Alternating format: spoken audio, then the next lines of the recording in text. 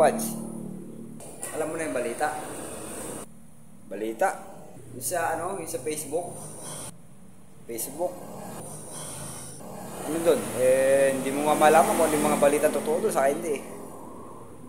Yung mga content creator daw, papatawan na raw ng tax. Oo. Tax sa mga content creator. Bakit? Kulang pa ba yung nanakaw nila sa kaban ng bayan? Malay ko, sila nagsabi nun. Tapos magpapatok pa sila ng tax sa mga nagko-content. Yung iba nga dyan, hindi pa nga kumikita. Tapos yung iba nga, halos mamatay-matay na. Makapag-content lang kung anong pinaggagawa. Kumakain pa ng hollow blocks. Oo nga. A few moments later. Mamang 200 ka dyan, pero muna. Tapos ako na lang babalik. Tangin na. Nangyaki, no? Sabi ko na nga ba eh. Ayaw, di ma.